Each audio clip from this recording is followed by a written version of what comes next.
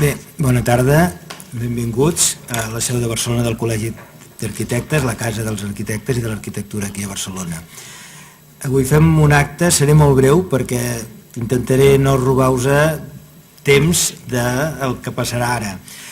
Fem un acte que, com sabeu, està orientat, té l'objectiu de recordar Antoni Bonet Castellana i recordar-lo amb aquesta circumstància dels 100 anys. Però tant aquest recordatori d'Antoni Bonet com la resta d'arquitectes que recordarem amb aquesta circumstància del seu centenari, ens sembla que és important encertar amb l'orientació d'aquest record.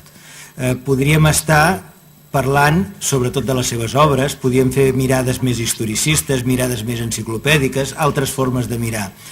El que segurament tant la figura com l'obra que ens han deixat aquests arquitectes, i en concret Antoni Bonet Castellana, ens facilita una mirada molt més vinculada al que al cap de 100 anys, en aquest cas evidentment al cap de menys, el que amb aquesta trajectòria ens ha anat deixant, que no és només una obra material, sinó la capacitat que té aquesta obra de generar experiències.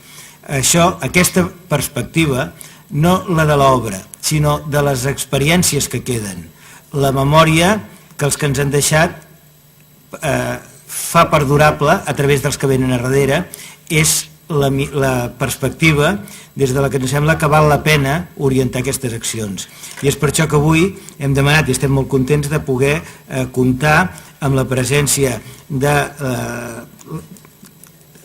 la presència de la família Gómez, la família que en aquests moments està ocupant la casa, una família molt nombrosa, perquè segurament és una d'aquestes maneres de transmetre, després veurem alguna anècdota específica de fins a quin punt el propi arquitecte estava apostant per això. És una generació que han tingut molt clar, que van tenir molt clar aquesta necessitat d'entendre que al final de l'obra no és un objecte per ser fotografiat o per ser reproduït a l'escala que sigui amb una determinada maqueta, sinó que té com a objecte generar experiències. Aquestes experiències, a part de parlar-ne, només s'acrediten a través de qui les està visquent. Per això és absolutament important i estem molt contents de poder comptar precisament amb la família que ens podrà transmetre aquestes experiències. No m'allargo més, agrair a tothom que ha fet un gran esforç per fer aquest acte possible, agrair als ponents que avui ens acompanyen, s'ha excusat i no ens pot acompanyar Josep Puigtorner, agrair també la presència de l'Ajuntament a través de Mercè Llopis i a donar la paraula a Fernando Álvarez, que seguirà amb l'acte. Moltes gràcies.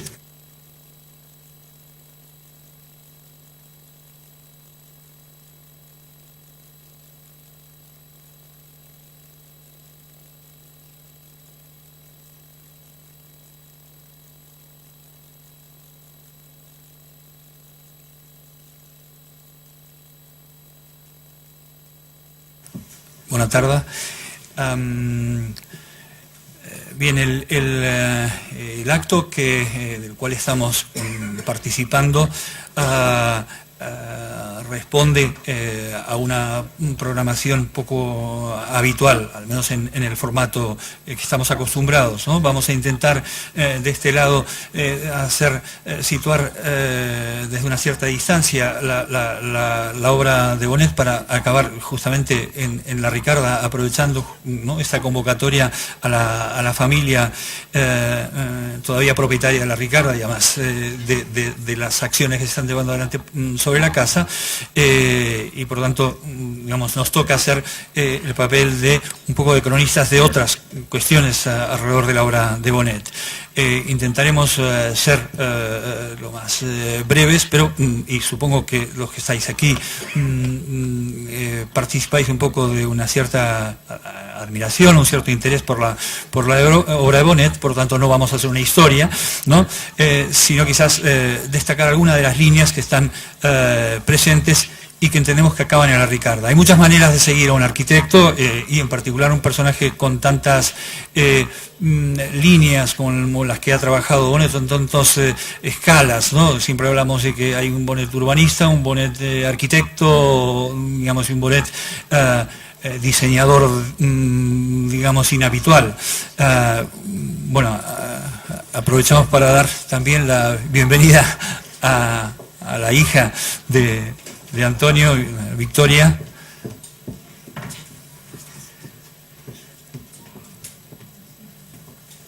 Y con lo cual la crónica será todavía más amplia y entonces esto nos obliga a ser todavía más breves, ¿no? Bien, vamos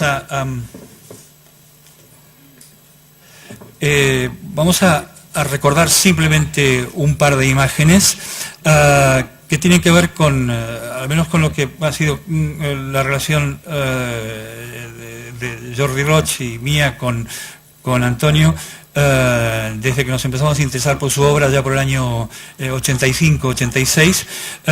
Bueno, esta es una imagen donde hay, supongo que reconocéis a alguien, no sé, Arturo Frediani está por ahí, en esa fotografía hecha en la Escuela Técnica Superior de Arquitectura, en un aula, digamos, como veis, bueno, como son ahora todavía, ¿no? Yo creo que era la primera o la segunda vez que Antonio entraba en esta escuela, no sé, Victoria nos podrá certificar. Bueno, esto significa muchas cosas, ¿no? O sea que Bonet, a la edad que tenía, entrar por primera vez en la escuela significaba que hasta ese momento la Escuela de Arquitectura no había estado francamente interesada a fondo, de una manera delicada, sobre esta obra.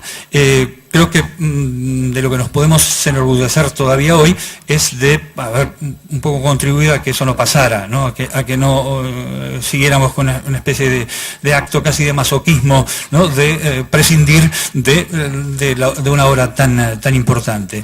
Creo que esta es una de las imágenes que recordamos con más cariño. No tenemos muchas, no nos dedicamos a hacer fotografías de esa época. Creo que tenemos esta foto sola. Y otras que hemos recogido últimamente gracias a Vicky, que nos han mandado algunas fotos de la exposición que organizamos allá por el año 87, ¿no? Ya hace muchos años, a la cual yo, si quiero recordar la cantidad de gente a la que asistió a la inauguración de esta conferencia, yo creo que en total, incluyendo parientes, no superaban los 20. ¿No? Es más o menos, sí, o sea que creo que esta es una primera anécdota que sirve para medir el estado de la cuestión.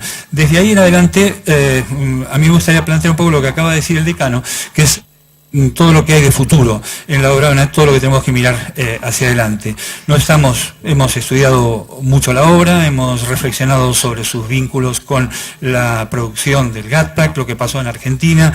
Creo que esto lo hemos explicado suficientemente, o digamos, desde nuestro punto de vista en libros y en artículos y en conferencias, y lógicamente ya no queremos inventar más cosas, es decir, ahora le toca a otros, y lo que por fortuna estamos detectando, y esto creo que es lo más importante, es que hay varias tesis doctorales, digamos, desarrollándose en la escuela, o por lo menos había varias, y dos se han leído recientemente. Creo que ahora hay una o dos que están en desarrollo y que prometen muchísimo, con lo cual no nos podemos sentir menos que satisfechos delante de que todo esto ocurra. Nos sentamos un poco, ¿no?, en la posición del espectador y el que apoya el trabajo de gente más joven que nosotros, con otras motivaciones y sobre todo con otros puntos de vista.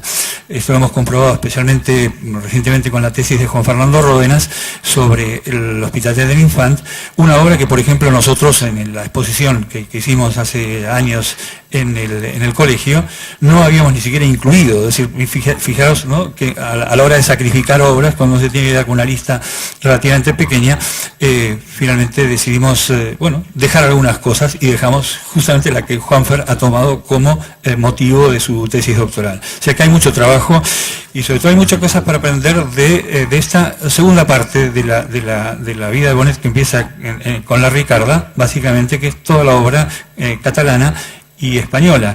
Hay todo un trabajo para hacer. Y entonces ya nos situamos no tanto en aprender del pasado, o decir cuánto del pasado, cuánto de Le Corbusier, cuánto del Certo, cuánto del Gatpak había en Bonnet, sino cuánto de Bonnet habrá en la arquitectura que venga. Eso es lo que más nos interesa. ¿Cuánto hay de futuro? ¿Cuánto nos está prometiendo esta obra? ¿Qué es lo que podemos aprender? No sé si por tiempo vale la pena que siga explicando más cosas ¿no? Porque realmente me siento un poco cohibido ante la responsabilidad de que me alargue, digamos, inconscientemente, ¿no? Pero en una de esas pasaré alguna imagen. Imágenes que creo que muchos conocen. Bonnet compartiendo el viaje a Atenas con Sert y Torres Clavé, una foto que nos consta que Antonio mostraba orgulloso por el Gatpak. Otra de las cosas otro de los temas sobre los cuales se hablaba, su participación en el Pabellón de la República, ¿no? Que como sabemos Luis Lacasa era el arquitecto, un poco el comisario no político del pabellón, Sert el diseñador y Bonnet el ayudante de Sert. Aquí hay una cosa que es interesante, que es esa escultura de Picasso que está bajo la escalera o por delante de la escalera. Es una escultura del año 31, no sabemos todos que el Guernica se expuso en esta, pero bien, al margen de ese hecho, esta escultura la podemos ver otra vez en el primer número de la revista Austral, que es la revista que Bonnet edita en Buenos Aires, ¿no? Por lo tanto, las imágenes se trasladan de un lugar a otro.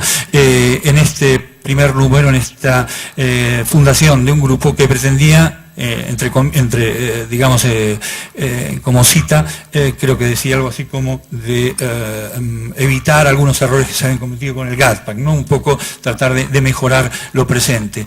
Bien, es evidente que los parecidos formales entre la producción local, la producción de Barcelona, del Gatpak, de todo el mundo alrededor de Sert, está muy presente en lo que Bonnet se lleva a la Argentina. Este edificio es muy conocido, no me voy a detener.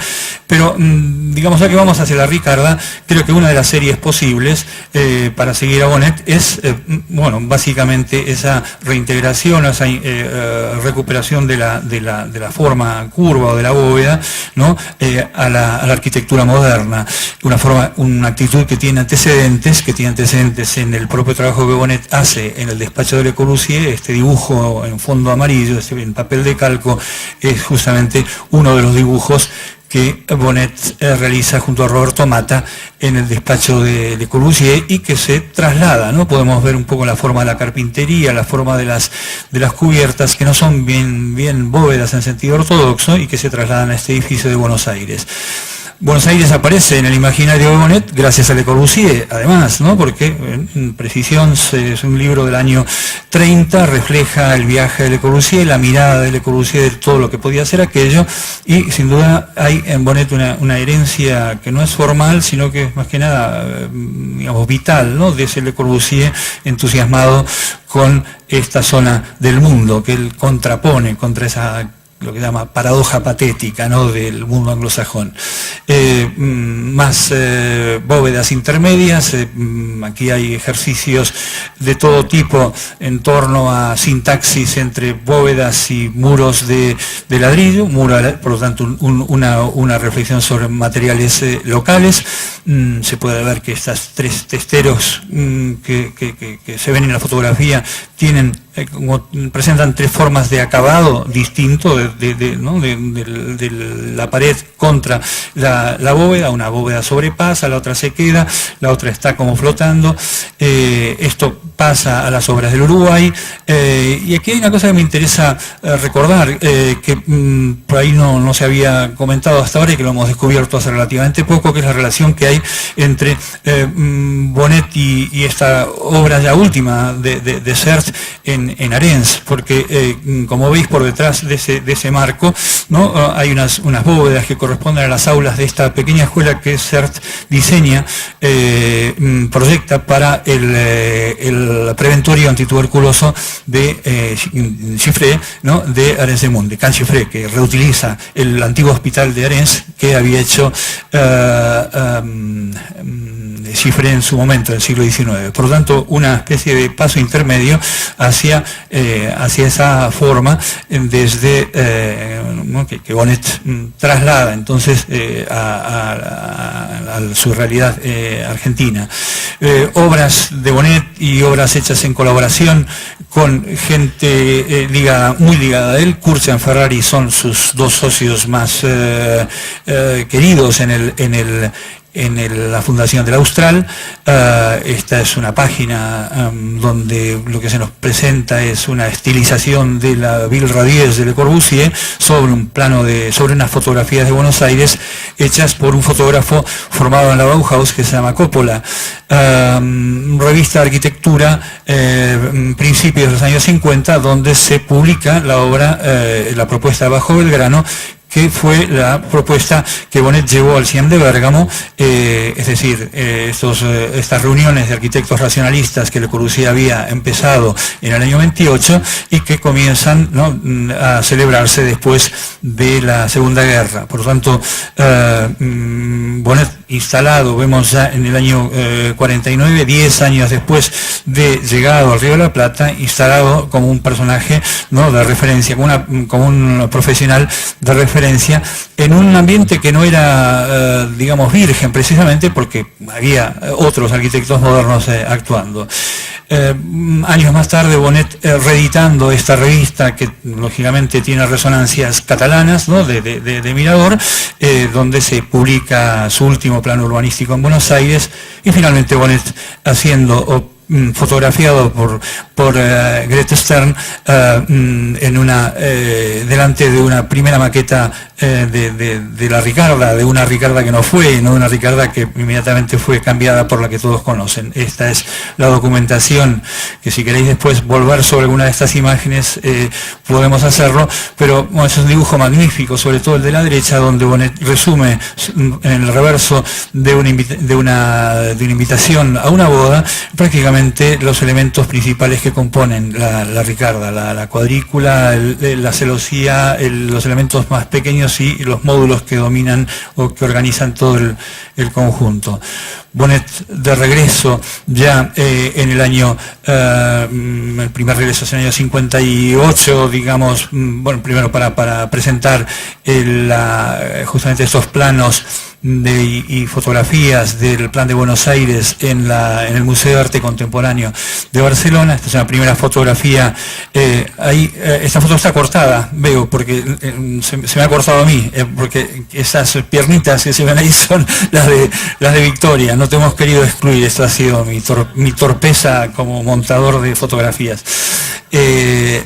Obras contemporáneas a la Ricarda, y que en cierta manera, pese a la diferencia formal, sintonizan con algunas búsquedas, ¿no? La idea de la utilización de estructuras metálicas, la modulación, el cruce entre elementos metálicos y elementos de cerámica, la invención de espacios exteriores. Hay muchas cosas que podríamos decir, ¿no? Incluso esta es una casa que iba a tener una celosía como la que finalmente tiene la Ricarda, se ve en el dibujo de arriba a la izquierda, ¿no? Y finalmente ese material no puede hacerse. En Buenos Aires no hay el talento, digamos, artesano que hay en Cataluña, y por lo tanto finalmente esto se hará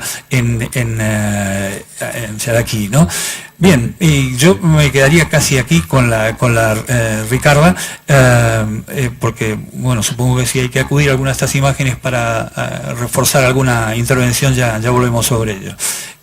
Bueno, no lo dije al principio, pero nos encanta ver, ¿no?, un público tan, digamos, grande. No esperábamos tener tanta gente en esta noche, y la verdad que estamos un poco sorprendidos. Gracias por venir, y bueno, ya después seguiremos la conversación.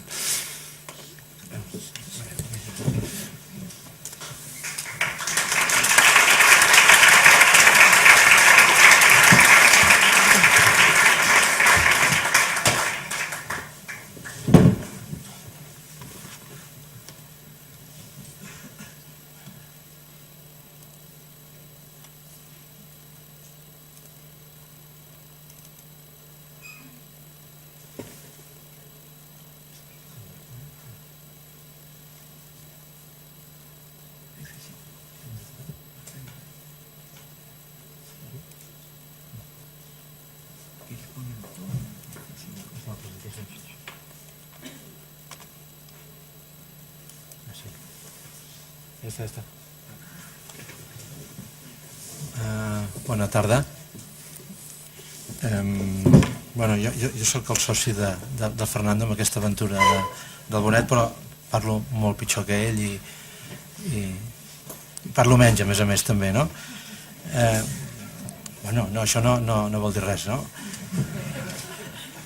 Però, de fet, diguem-ne, aquesta aventura que d'alguna forma fa 30 anys vam començar, ell parla del 85 quan ens vam veure, quan vam començar diguem-ne a fer uns tallers d'història que em va invitar ell precisament a fer unes maquetes sobre l'obra d'en Bonet, però jo vaig tindre la sort, he explicat alguna altra vegada, que quan estava a l'escola fent el quart curs a Buïgas va portar en una de les seves conferències Antoni Bonet Castellana a l'escola, i allà als barracons, els que sou molt antics i sou arquitectes, sabreu què vull dir, un lloc bastant, diguem-ne, especial, com a mínim, on hi havia un caliu, diguem-ne, diferent al que hi ha ara a la sala d'actes de l'escola.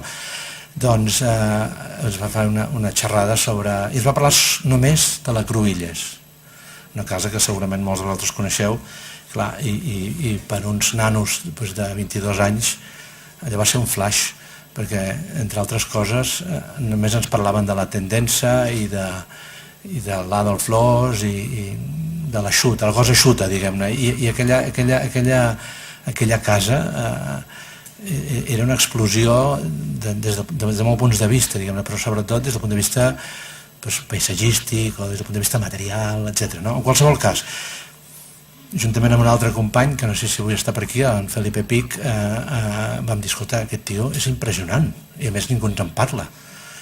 I vam preguntar si era viu, i ens van dir que, evidentment, estava allà, diguem-ne. Si seguia treballant, volia dir.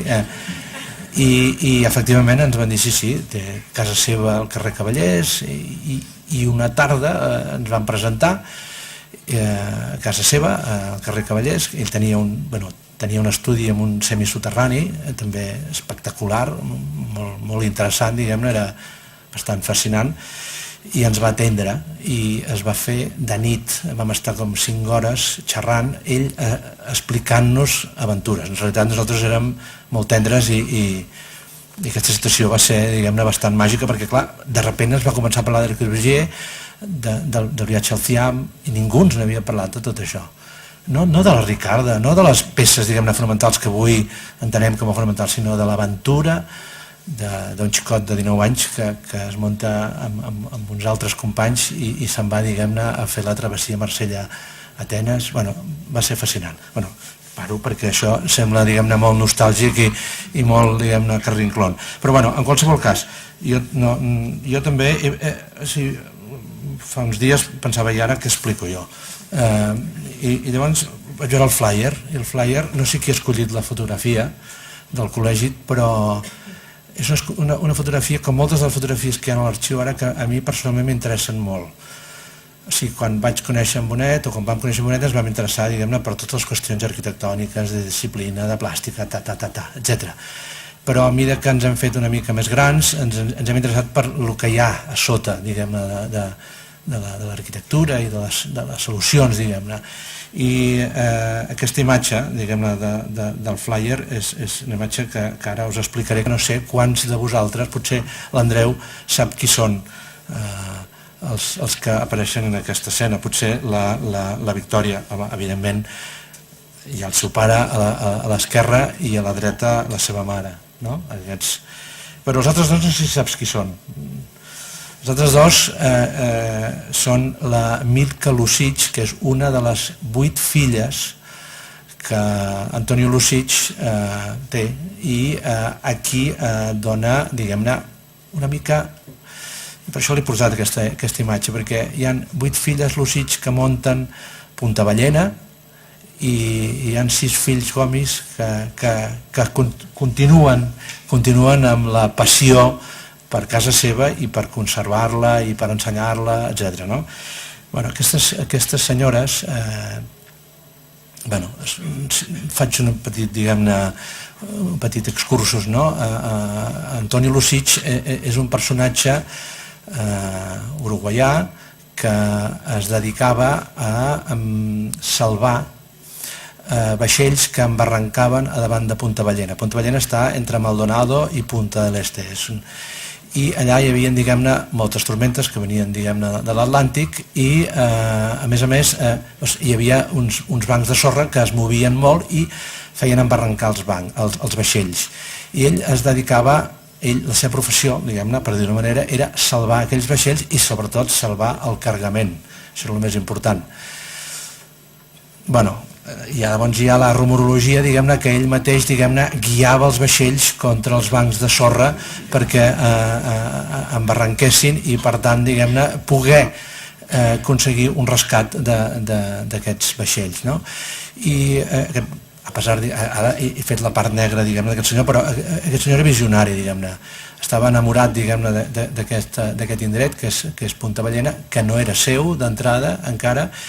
El va anar, diguem-ne, comprant a trossets a base, diguem-ne, d'aquestes prebendes dels vaixells, diguem-ne, recuperats i, entre altres coses, els capitans, sense saber la treta, li deien gràcies per haver salvat el vaixell o la càrrega, etc. I li sol·licitaven què li podien fer per retornar-los el favor. Resulta que aquest senyor el que els demanava a tots que anessin per tot el món recollint totes les llavors i les espècies vegetals que poguessin i les portessin i les retornessin a Punta Ballena. I ell es va dedicar a muntar l'Arboretum Lucic, que els que ja heu estat, doncs és un lloc, diguem-ne, espectacular, que és com un jardí botànic de moltes espècies, diguem-ne, d'arreu de tot el món, no? Bueno, aquest senyor va tindre 8 filles i va acabar arruïnat. I aquestes filles van heretar, diguem-ne, aquesta propietat i plano que no porto, que no vull ensenyar, però és molt curiós, diguem-ne, l'equitat, diguem-ne, amb la que aquest senyor va fer herència, no? Perquè va repartir tots els terrenys de Punta Ballena, que n'hi havia uns vinculats al mar, uns vinculats a la llacuna i uns altres vinculats al bosc, el van dividir en 8 porcions iguals. O sigui, va donar una espècie, diguem-ne, de sol, diguem-ne, a cada una de les filles amb les mateixes condicions. Aquestes senyores, evidentment, doncs, bueno, evidentment no, crisi dels 30, a punt de la runa i apareix, diguem-ne,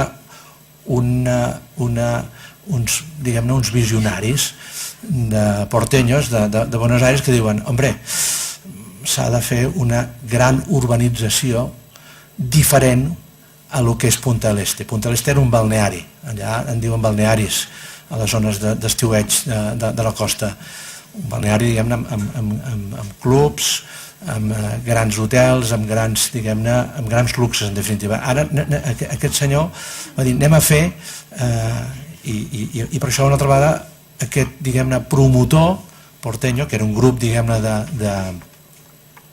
d'empresaris, diguem-ne, de molts recursos econòmics, van convèncer a les germanes Lucic de, avui en diríem, fer una permuta, per dir-ho d'una manera, i muntar, diguem-ne, una societat que es deia Urbanizadora Punta Ballena S.A.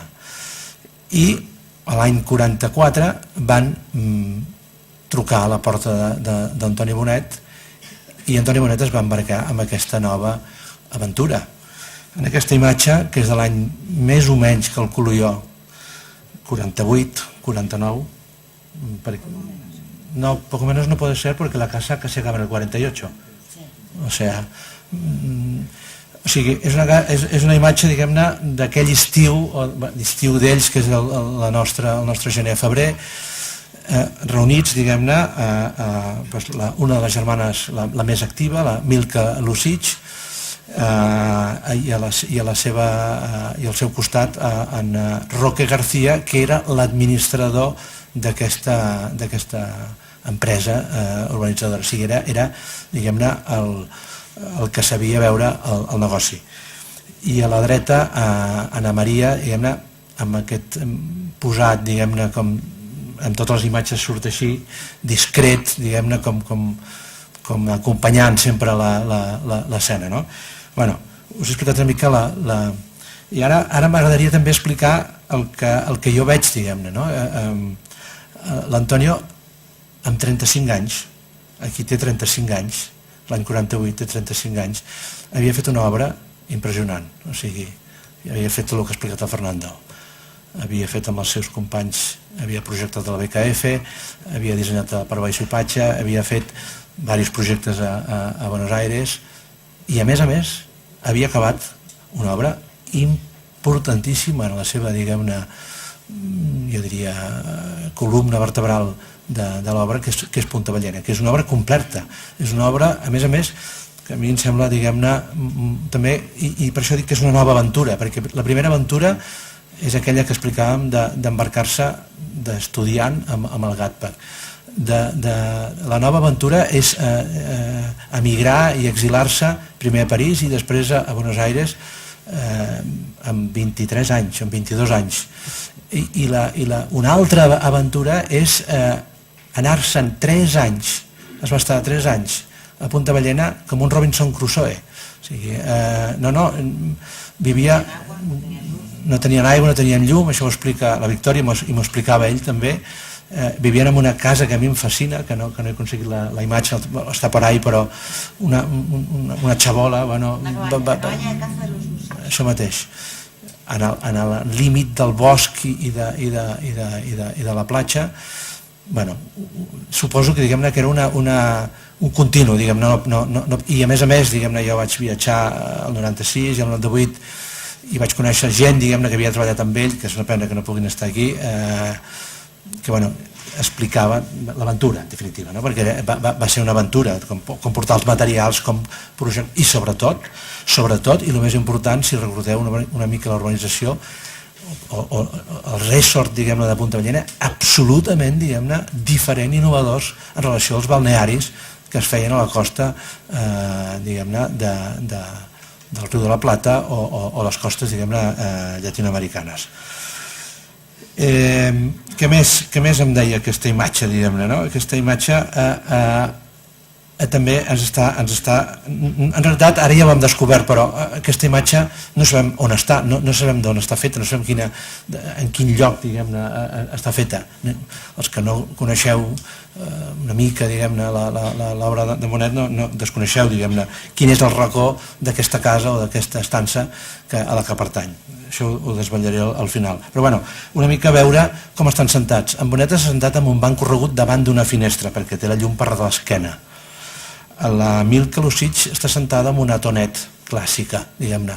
És una persona que, si us fixeu sota la taula, tenia un allargament de cama, tenia una persona, diguem-ne, amb una certa discapacitat, i és la que necessita estar, diguem-ne, més erguida i, diguem-ne, en posició...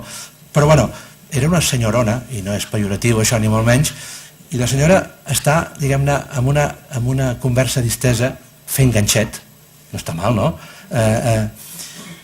Al seu costat, en Roque García, l'home, diguem-ne, visionari també, d'alguna manera, des del punt de vista de l'empresa, s'asseu a la BKF i té valor perquè la BKF, a pesar de tot, és incòmoda.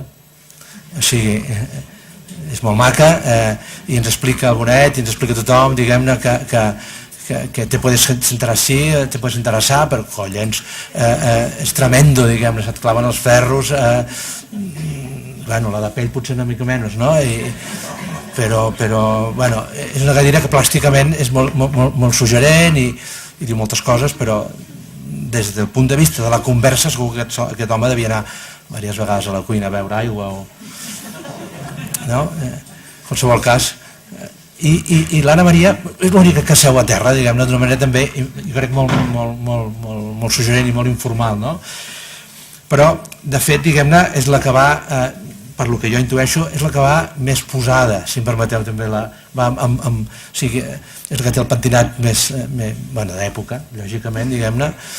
Si us hi fixeu també en un collaret, jo recordo que la teva mare havia baixat alguna vegada també i explicava que en aquella època es va dedicar, diguem-ne, a dissenyar joies jo recordo, perquè no ho he vist més, diguem-ne, algun booklet de fotografies dels dissenys de la teva mare, eren així com més suamericanos,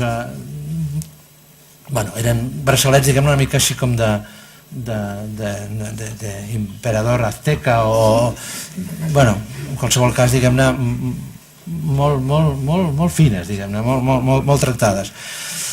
Què més hi ha en aquesta estança? Hi ha un poixuà, que en deia Bonet, que això també és bastant maco. Si mirem les fotos de les poques fotos que hi ha de les estances on vivia en Bonet, i això es pot rastrejar en l'arxiu del col·legi, hi ha una imatge, el Paraguai Suipatxa, ell va viure, diguem-ne, a l'àtic.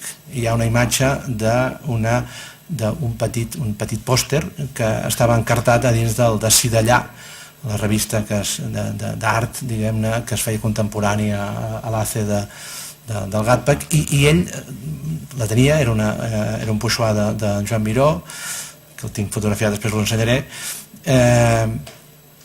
que el trasteja, en definitiva, i se l'emporta, perquè poques coses portava, diguem-ne, i això també ho explicava la teva mare, quan viajava amb una maleta, res, amb una muda mínima, un raspall de dents i una pasta de dents, pràcticament. O sigui, es comprava les camises al lloc on anava, pràcticament.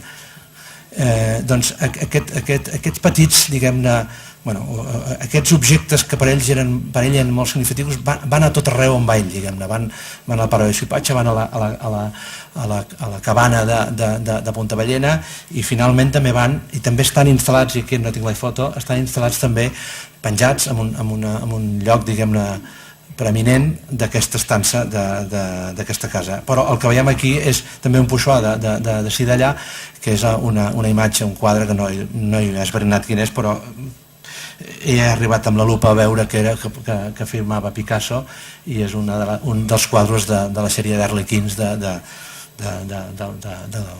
d'en Picasso, no? I per últim, diguem-ne, una de les peces, diguem-ne, que també ens ha fet molta il·lusió també amb el Fernando quan hem descobert aquest doble joc, diguem-ne, que té en Bonet, diguem-ne, que de sobte, diguem-ne, és hipertecnològic, per dir-ho d'una manera, avui en diríem d'aquesta manera, quan fa, diguem-ne, Paraguai Suipatxa.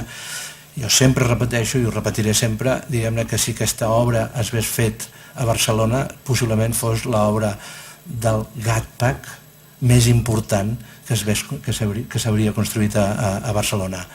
És una barreja entre, diguem-ne, entre l'obra de Le Corbusier, la Maison Charot a París, però alhora, diguem-ne, aquesta cosa, com dir-ho, arquetípica o ancestral, diguem-ne, de la cova, de la volta, que el porta sempre, diguem-ne, al llarg de tota la seva vida. Aquest moble que hi ha aquí és bastant curiós, si us hi fixeu.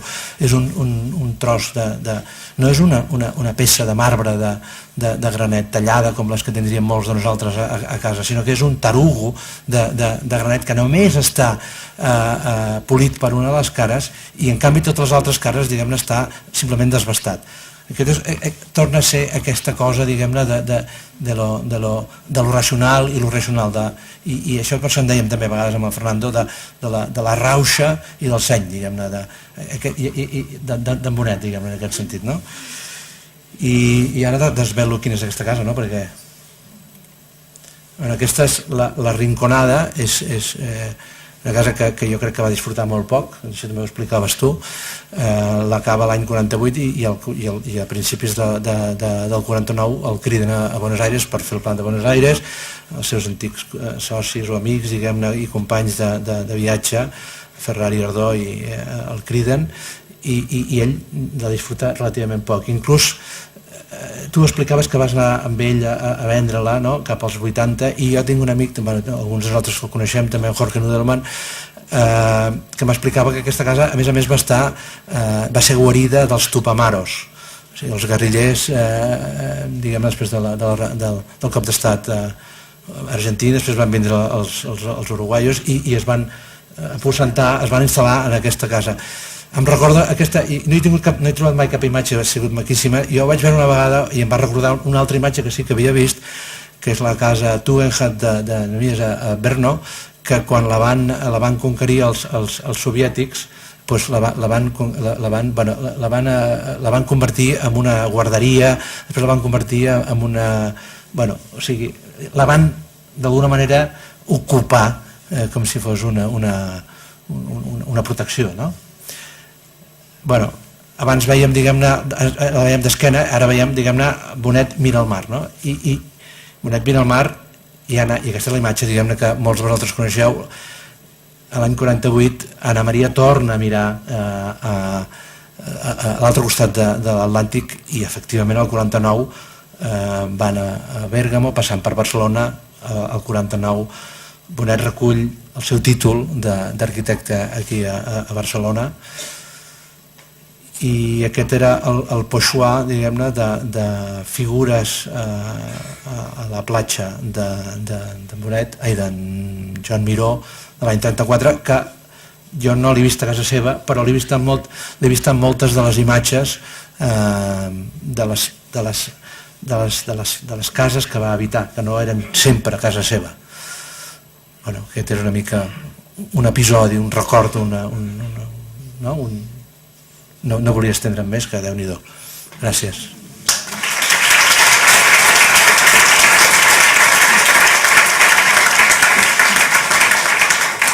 I ara, si en cas, donaríem la paraula... Jo crec, Victòria, que tu vas a ser el final de fiesta. No, hombre, perquè... Com jo... No, Fernando? Passaríamos la paraula a les germanes Gomis, amb algun portaveu, que ja sabem qui és, no? Que a mi és el pont, diguem-ne, d'aquesta sessió amb el que vindrà després la presentació del vídeo dels teasers, no? Bé, per nosaltres, la Casa de la Ricarda us donaria una cita del José Saramago, del Memorias de Azinaga, que deia: el niño no ve el paisaje, el niño se encuentra en el paisaje. I jo penso que això és molt l'experiència de tots els germans Gomis a la Casa de la Ricarda. Un petit apartat per parlar del nom de la Ricarda. Això ve de l'estany que hi ha dins de la propietat. La finca pertany a la família de la nostra mare des de fa més de 100 anys, des de les èpoques del nostre besavi, del Manuel Bertran i Salses, i ha estat un lloc de referència per tota la família Bertran. És a dir, nosaltres hem anat allà tota la nostra vida de petits, quan encara no teníem la casa, inclús. És a dir, que nosaltres, el niño no ve el paisaje, el niño se encuentra en el paisaje. I una cosa semblant podríem dir amb la casa. Nosaltres vam... o la casa va créixer, es va fer amb nosaltres i nosaltres amb la casa. De les dues maneres. Érem molt petits, potser un dels records que a vegades comentem és el nostre pare, un diumenge al dematí, anant per mig dels pins, hi havia unes estaques clavades a la sorra i un cordill, i ens deia: això serà la sala, això serà les vostres habitacions, jo què sé. Això és el primer record que alguns de nosaltres tenim de la casa. I a partir d'aquí, bueno, es va començar a fer, va ser un procés molt llarg. Aquest primer projecte que us ha mostrat el Fernando en la maqueta és un projecte de l'any 50, al 53 arriba un altre projecte, que hi ha aquest dibuix tan maco que també us ha mostrat, on allà ja es veu la col·laboració i la complicitat entre arquitecte i propietaris, perquè a la part de baix hi ha uns números, hi ha uns càlculs, i això són els càlculs de Ricardo Gomis, que era enginyer, i en allà ja està definida la midament que ha de tenir la peça del paviment de la part noble de la casa. I això és abans de construir-la. És a dir, aquí podem veure que hi ha una complicitat i una col·laboració enorme. Sense això, aquesta casa no hagués estat possible. Però tot això per nosaltres era... Això ho hem descobert després, ho hem objectivat després. Per nosaltres era la casa nova, la casa de la il·lusió dels nostres pares i també la nostra, perquè de la casa se'n parlava molt a casa i, a més, cada diumenge, quan anàvem allà, anem a veure la casa nova i a veure què han fet aquesta setmana. I nosaltres volíem col·laborar, i volíem allò amb pico i pala i posar un maó, però és que no ens deixaven. Però bueno, de tant en quant, doncs alguna petita cosa sí que podíem fer. Més aviat era cuidar-nos dels pins, que els hi arribés l'aigua i que no es morissin amb el ciment o amb altres coses. Això era la màxima col·laboració.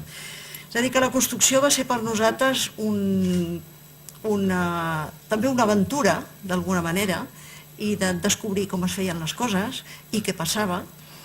I a partir d'aquí, doncs, la casa va ser el punt de referència de tota la família. Tot el que es feia, totes les celebracions es feien en allà. I en allà hi érem molt. I si parlàvem de la casa, parlàvem d'aquella casa. La referència era aquella casa.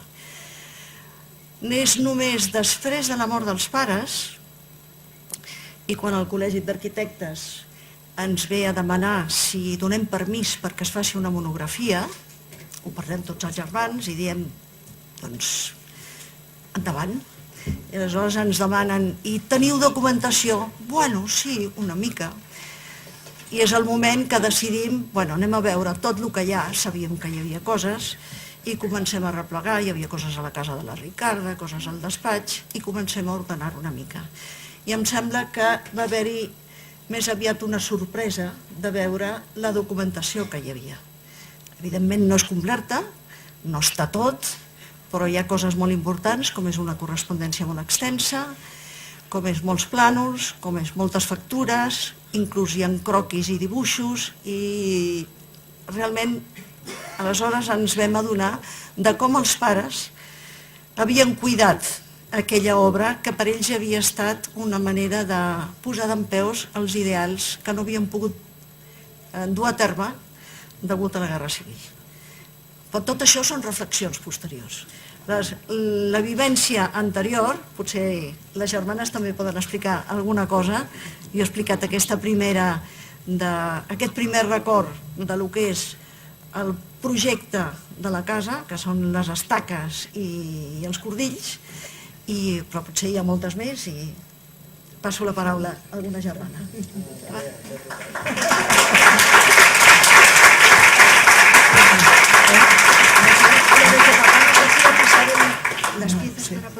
Bueno, quan es va construir la casa, el nostre pare, com érem molts, volia buscar materials que no s'embrutessin gaire, perquè per no netejar gaire, o netejar però que no donguessin massa feina.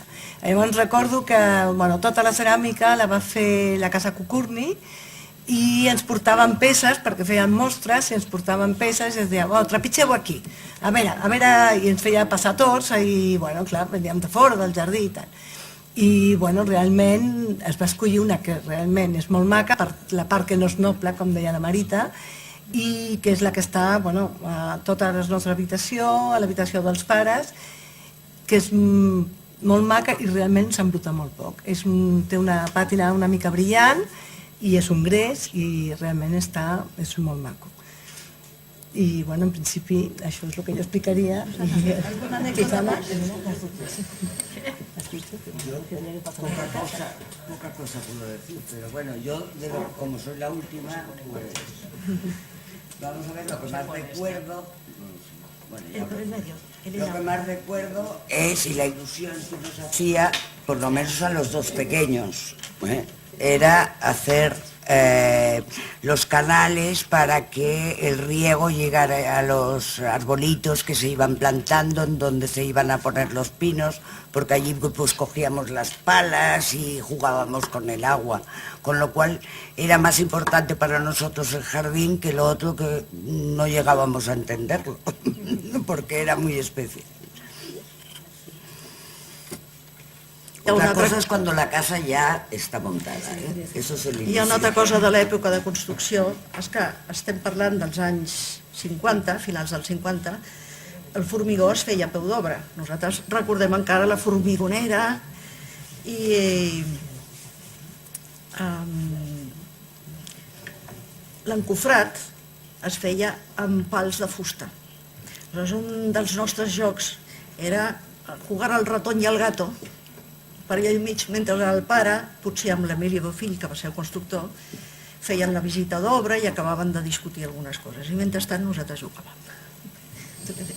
A veure, sí, hi havia una altra cosa que jo recordo, és que hi ha una torre d'aigües, perquè allà no tenim aigua corrent, és aigua de pou, i llavors es va construir la torre i quan estava a mig construint es va decidir que la vista que hi havia des de dalt era molt maca i llavors es va enderrocar un tros per tornar a fer 2 habitacions, que s'entren des de dalt de tot per una escala que s'assembla a una foto que, bueno, de Punta Ballera no sé què, la que s'ha vist aquí de la teva mare.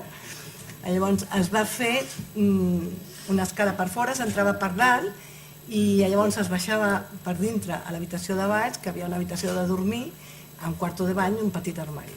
I el que passa que ens agradava molt estar allà, a vegades havíem estudiat, tu anaves molt a estudiar allà, però no ens van deixar mai dormir perquè deien que estàvem molt lluny de la casa i que era perillós, que si ens pegàvem, si venia algú i ens donava un susto i tal. Però bueno, que va ser una cosa que realment és maquíssima, la vista des d'allà dalt. Ara no es pot pujar, es té que fer una restauració, però realment va ser una cosa que jo recordo i que em va agradar molt que es fes. Sí, pero recuerda que la Mara, bueno, yo lo digo en castellano, que a mamá esa idea no le gustó nada, porque decía, Dios mío, habrá que ir a limpiar aquello, y yo no pienso ir, Ricardo, esto lo decía. Nunca se arregló. Y nunca se arregló. I Bueno, no s'arregló, a veure, mai es va arreglar per dintre, perquè estava previst fer tot un seient i posar, adequar-la, i llavors es va dir que no, que seria un lloc més per netejar i ocupar-se, i llavors nosaltres portàvem unes cadires i vam portar una taula i tal, i l'ocupàvem així, no? Ocupes. Ocupes, exacte. Sí, una altra cosa que sempre... La mare sempre queda en segon lloc i, de fet, sense ella aquesta casa tampoc hagués estat possible, perquè realment, i això ho hem comentat amb la Victòria moltes vegades, Antonio Bonet i Ricardo Gomis eren 2 superperfeccionistes i aleshores Inés Bertran era la dona que establia una mica l'equilibri i el tocar de peus a terra. I amb això hi ha molts detalls a la casa, també això sí que nosaltres ho recordem, de molts detalls que sortien de les converses, de resoldre coses a partir de converses, d'idees que havien tingut. I, per exemple, hi ha el que sempre comentem del passadís que uneix el cos central de la casa amb el pavelló independent, i això va ser proposta de la mare dient que si haig d'anar a les meves dependències i si plou, haig d'agafar un paraigües. Aleshores va ser quan van idear aquesta galeria. Després també hi ha a la cuina, que el sostre està recobert de gresite, i això va ser idea de la mare partint del que el seu avi havia fet a les bequeries de la granja.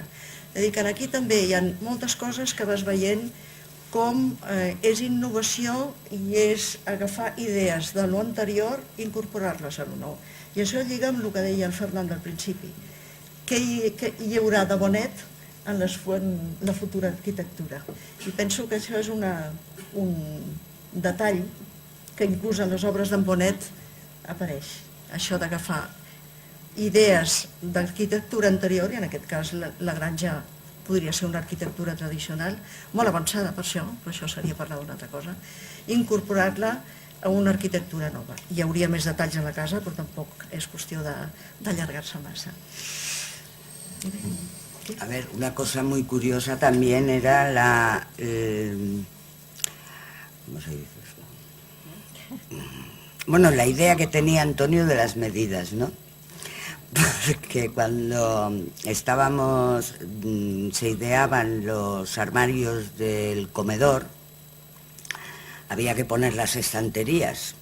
Y entonces, bueno, él pues diseñó las estanterías y las trajo un día y pues, las puso allí. Y entonces mi madre dice, no, Antonio, aquí no cabe la vajilla. Pero ¿cómo quieres que aquí pongamos la vajilla? Si esto es muy pequeño. Dice, a ver, Inés, vete a buscar un plato y tráemelo. Y no, exacto, es que los ves son pequeños en proporción con lo que estamos acostumbrados a ver, ¿no? Y esto se ve en todos los aspectos en la casa. I l'altre tema que has de tenir en compte, o almenys nosaltres, perquè el nostre pare ens ho deia, és el tema acústic de les bòvedes.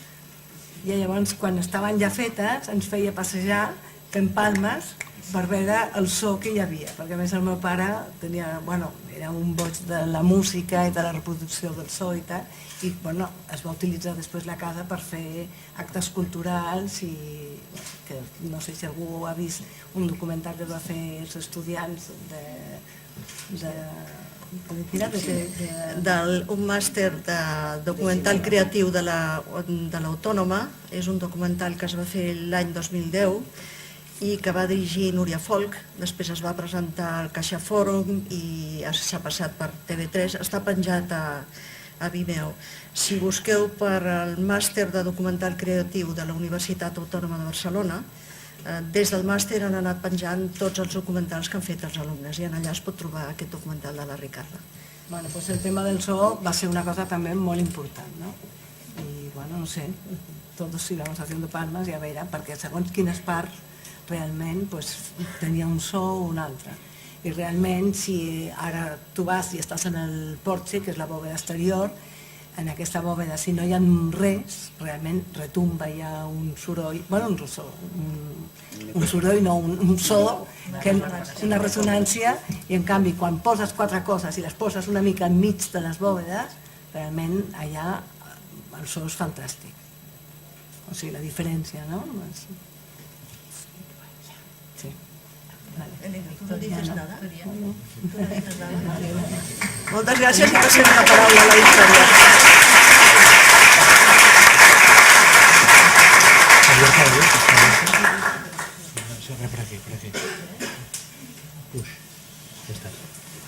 Bueno, buenas tardes.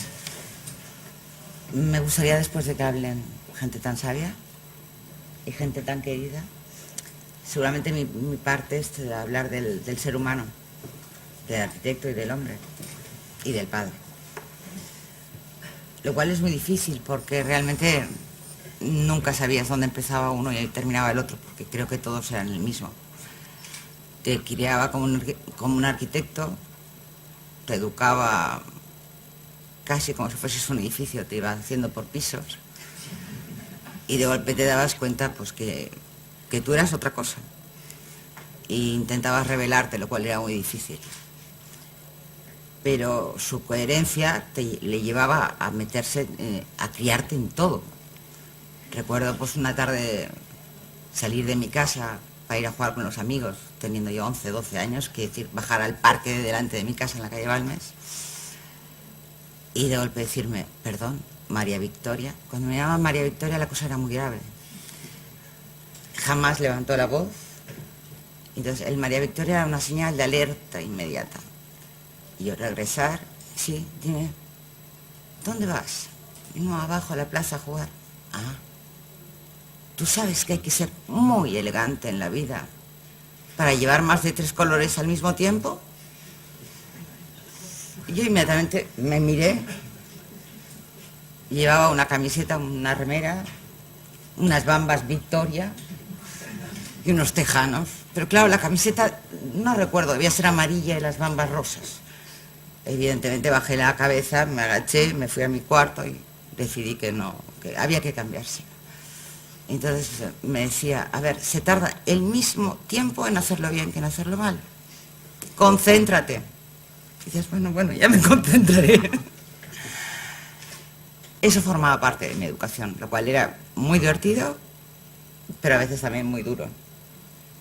Hablamos con Susana de que un día, siendo las dos ya muy mayores, le veo en la Ricarda acercar la mesa que no tiene brazos del comedor, el gesto que hace, y digo, estás tomando la medida de la separación del respaldo de la mesilla a la cava por la mesa. Y me dice, sí. ¿El tamaño de tu muñeca? Sí. Digo, es que yo hacía lo mismo. Exactamente. No sé si lo inventó tu padre o el mío, pero la medida era la misma en nuestras muñecas. Para que todas las sillas quedaran exactamente igual. O sea, levantarse también de una mesa y acercar una silla también era un protocolo. Bueno, eso formaba parte de nuestra vida y como dice Marita, no nos dábamos cuenta, nacimos ahí, ¿no? Y vivíamos de esa manera. A posteriori, de adultos, nos vamos dando cuenta de lo que vivimos de niños.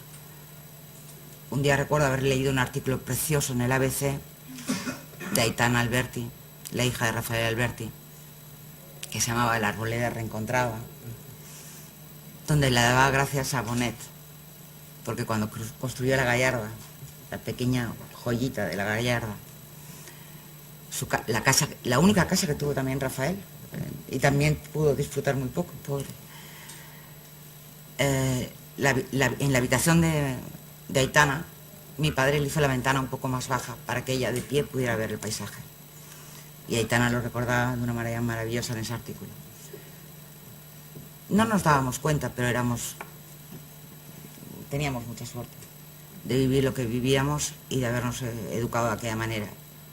Y nos parecían naturales determinadas cosas que te das cuenta pues que no eran naturales. No todas las casas se vivía así ni de esa manera. Dentro de una rigidez muy dura y sin embargo una libertad de creación, de espíritu, de diálogo, de conversación. Todo nacía de las discusiones, en el buen sentido de la palabra, de la discusión. También la maravillosa obra de Punta Ballena, recuerdo también papá decía algo, una frase que me quedó siempre marcada. Él al final, con ese señor del BKF, terminó muy mal. Y entonces hay unas cartas muy bonitas que creo que están aquí en el colegio, entre mi padre y su suegro. Porque mi padre tenía un poco el complejo de que si abandonaba Punta Ballena y regresaba a Buenos Aires y no tenía muy seguro de qué iba a comer. Estamos hablando de situaciones económicas muy precarias, que la que pudiera resentirse era mi madre. Y él consideraba que mi madre ya había hecho un sacrificio muy duro. Vivir en Punta Ballena 3 años, en una cabaña, en la cabaña de caza de los Lusich, rodeada de 1.500 obreros que fueron a construir Punta Ballena. Y una india que vivía con mi madre.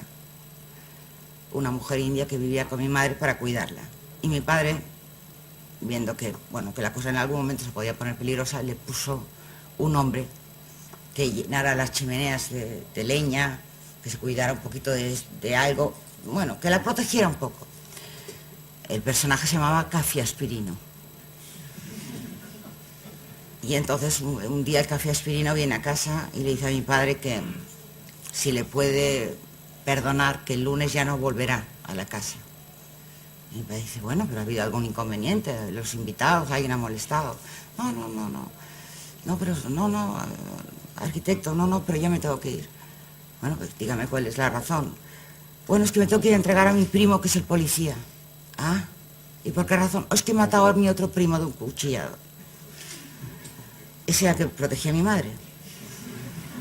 A partir de ese momento en casa entraron los grandes daneses, que se llamaban Mago, íbamos repitiendo de mago en mago, mago 1, mago 2, mago 3, que eran mucho más fiables que Café Aspirino. Entonces, en el momento que se plantean las grandes discusiones con este señor, mi padre le escribe cartas a su suegro, llamándole padre, y mi abuelo contestándole en nombre de hijo, diciendo que tiene sus dudas, como arquitecto, si tiene que hacer lo correcto o lo no correcto, por el mantener, volver a empezar, volver a comenzar, esa aventura de siempre volver a comenzar. Y mi abuelo le dijo, yo tengo lo que tengo, pero lo tienes tú también. Comienza donde tengas que comenzar y detrás estará mi hija y detrás estaré yo. Y así lo hizo y regresó a Buenos Aires y volvió a comenzar. Y de ahí quizá que la historia de La Rinconada era amor y odio y al final no se vivió como se tenía que haber vivido La Rinconada. Quizá también en mi llegada yo llegué muy tarde a la vida de mis padres y también de alguna manera también le hice en algún momento cambiar también a él de sus convicciones. Recuerdo que en un piso de Buenos Aires, que no recuerdo la dirección, no sé qué piso era, mi padre, evidentemente muy racionalista, decidió que mi sala de juegos estaría al lado del salón, pero se pondría una barandilla donde yo me quedaría en un lado y ellos estarían en el otro, con sus amigos. Parece ser que el primer día que se estrenó la barandilla, yo no lo recuerdo, pues yo empecé a mandar un juguete al otro lado, otro juguete al otro lado, otro juguete al otro lado, y mi padre con toda la calma lo volvía a regresar, hasta que decidió que era mejor compartir el espacio conmigo y menos juguetes que con todos los juguetes y yo en la otra habitación.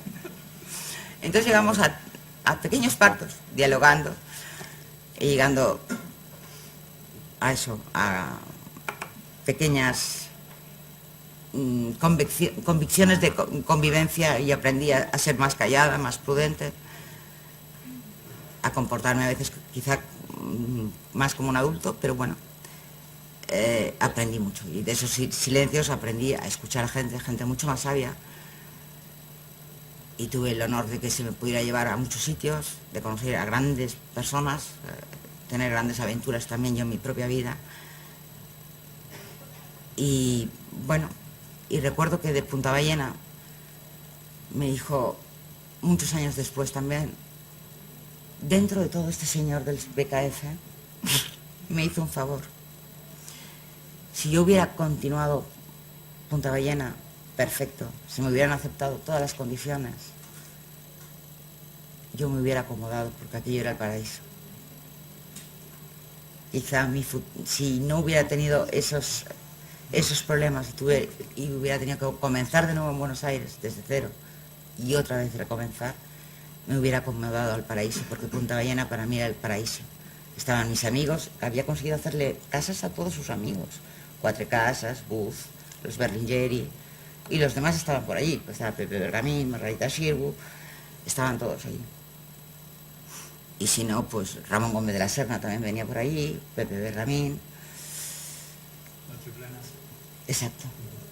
Bueno, pues fue un comenzar de nuevo, con lo cual a veces las cosas, realmente aquello de los comienzos, también cuando dejó Buenos Aires y volvió a España, también fue otro comienzo con 50 y pico de años, volver a comenzar. Y él lo recordaba de una manera muy dura, su llegada a España, porque le costó mucho moldarse. La Ricarda, en esto fue un apoyo impresionante, la creación de la Ricarda. Porque bueno, venía no una seguridad, venía a hacer un proyecto concreto, algo que le enamoraba. Tenía más proyectos, tanto aquí como allí. Pero para él quizás su ancla de regresar a España, de regresar a Cataluña, la Ricarda. Y él iba y venía de Buenos Aires, pero siempre lo arrastrábamos con mamá y yo ya estábamos instaladas aquí, pero conseguíamos arrancarlo pues a base de la Ricarda. Y era un gran sueño. Y yo recuerdo en la Ricarda, con un padre tan musical y también tan serio como el mío, como era vuestro padre. Recuerdo que un día me llama al salón su padre y me dice, oye, ¿tú no habrás probado? Pues era, aparte de musical, le encantaban los aparatos de reproducción de música. Y tenía todo un armario maravilloso hecho a medida, con todo lo que uno se puede imaginar, que aquello parecía la NASA. Y entonces me sienta en un taburete, en un sillón, y me dice, ahora vas a probar algo que es lo último de lo último, lo maravilloso. Y yo, bueno, me quedé así, un poco tal, y me ponen los primeros cascos que yo escuché, que yo oí en mi vida, unos cascos impresionantes. Y yo pensé, bueno, aquí, prepárate, porque aquí viene Wagner con toda su fuerza, y tú pon cara de que lo has oído toda tu vida, y que estás acostumbradísima a escuchar Wagner. Y de golpe me quedo absolutamente helada, maravillada, y él me iba preguntando, no, ¿dónde lo escuchas? ¿Verdad que lo escuchas aquí, no aquí? Era una obsesión que le dijera eso. Y yo estaba como paralizada, porque lo que oía era Chicago. Y yo era una enamorada de Chicago. Y pensaba, no puede ser, estoy yendo a Chicago en la Ricarda. Y me lo está poniendo Ricardo Gómez. Y yo, sí, lo oigo aquí, pero quieta. Viendo mi cara. Vuestro padre me dijo, ¿pero qué te has sorprendido? Digo, no, es cierto, seguir en el centro, es impresionante. Tal. Dice, ¿pero por qué te has quedado así? Digo, es que lo último que me esperaba es que oír a Chicago. Dice, la música buena es música buena, ¿no? Sí. Y me senté. Con lo cual también tengo mis recuerdos maravillosos de la Ricarda. La libertad de eso, de trabajar de jugar con vosotras los domingos por la mañana, en las carretillas, haciendo cemento y haciendo esas cosas que hacíamos. Y sintiéndome muy feliz. Y para nosotros siempre fue eso, un ancla, un punto de referencia. Bueno, y quizá fue su casa más redonda en el sentido de que la casa era una maravilla y los dueños de casa también. Entonces nos sentíamos muy bien, porque a veces no acompaña todo. A veces las casas tienen que ser vividas, habitadas, tienen que tener un olor, tienen que tener un aroma. Tenías que ver a su madre, prácticamente no hacía ruido tu madre, la recuerdo paseando por aquellos pasillos maravillosos, elegantísima, era una cosa maravillosa, parecía que flotara Inés. Bueno, pues todas esas imágenes tan fuertes y tan impresionantes era la Ricarda para mí. Ya si queréis continuar.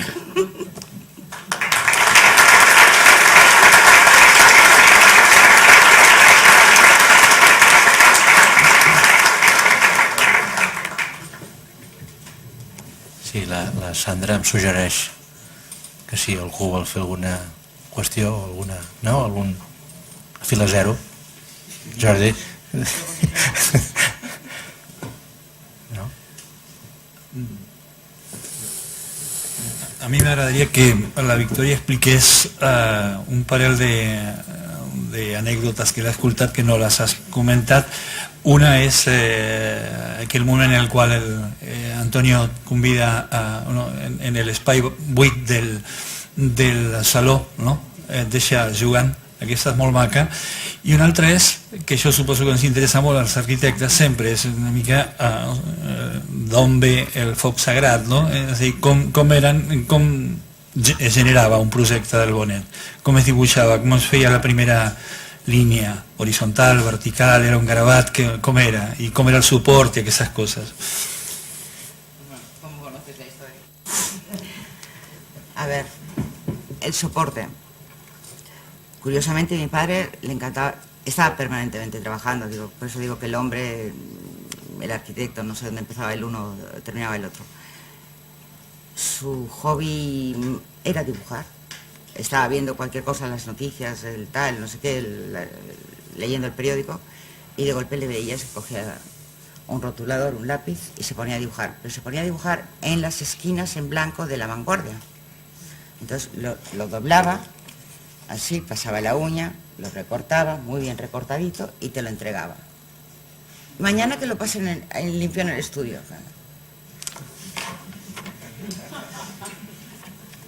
Dices, papá, ¿qué es? ¿No lo ves? No. El techo de tal... Ah, perdón. Ah, clarísimo, clarísimo, ya lo veo clarísimo. Entonces, cuando llevaba un rato haciendo esto y ya se iban sumando un papelito detrás de otro, le traías las hojas en blanco, el bolígrafo todo limpio, se lo dejabas ahí. No lo usaba jamás. Volvía a coger, cambiaba entonces, esos trocitos, algún trocito hemos salvado de algún lado. O, como tú decías antes, que aquello era una invitación de boda a la... Bueno, también en las bodas se solía aburrir mucho. Solía coger los menús de las bodas, de lo que fuera, y ahí iba dibujando. Acotaba, tal, dibujaba, y era... Bueno, era su manera de empezar. Normalmente él le encantaba, evidentemente, mirar quién le encargaba las cosas.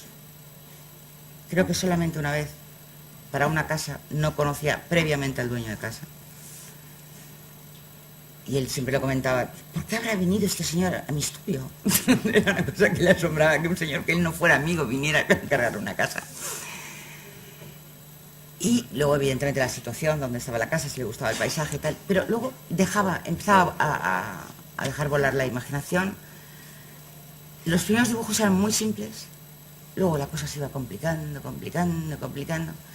Y bueno, al final volvía a lo simple, pero con toda esa complicación de todos esos pasos terribles en medio.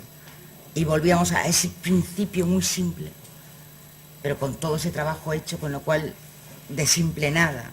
Y todo estaba, bueno, tú lo sabes, ¿no?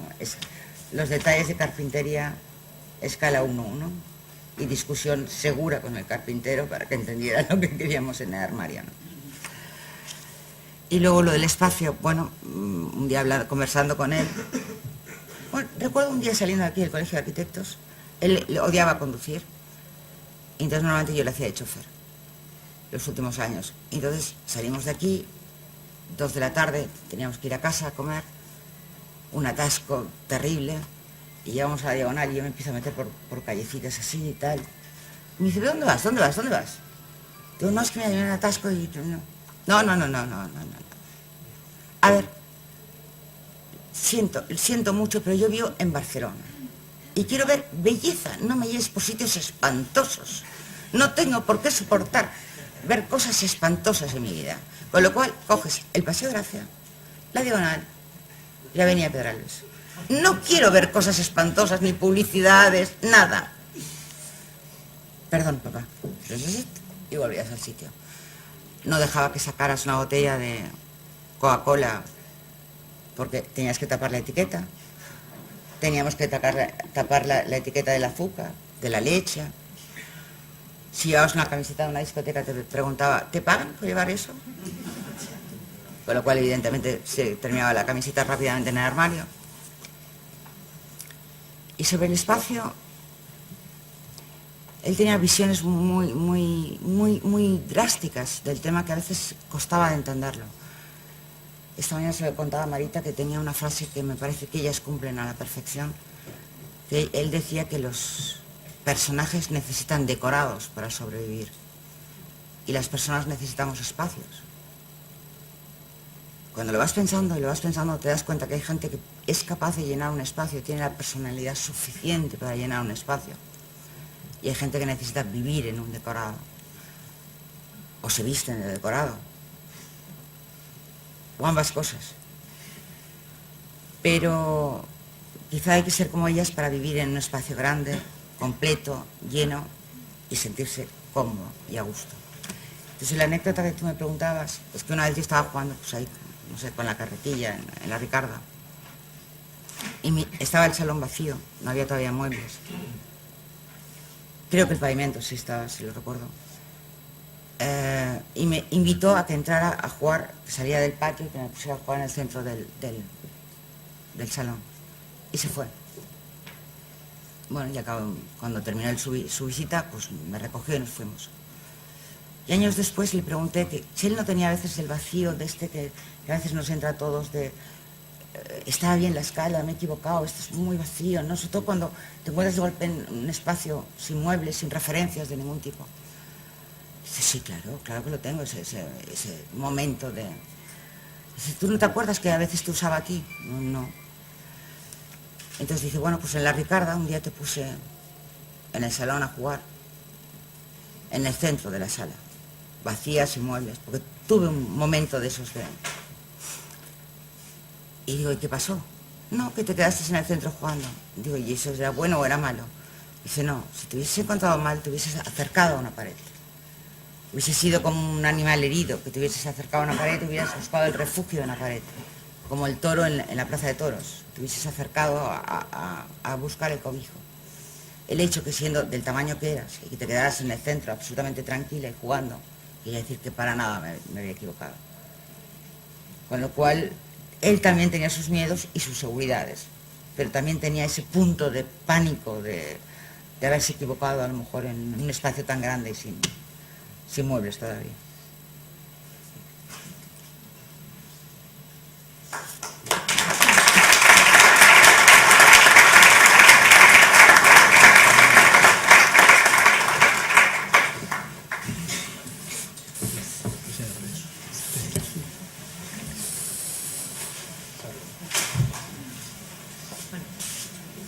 Si us sembla, ahora tenemos una pequeña sorpresa, que era, bueno, mientras organizamos esta, también animaros a hacer alguna pregunta, ya que tenemos este lujo de tener esta mesa, queríamos aprovechar para que subieran, si acaso, bueno, baixeu vosaltres i si quedeu vosaltres si voleu, i bueno, que pugés una mica el grup del Prat, que estan una mica fent una projecció de...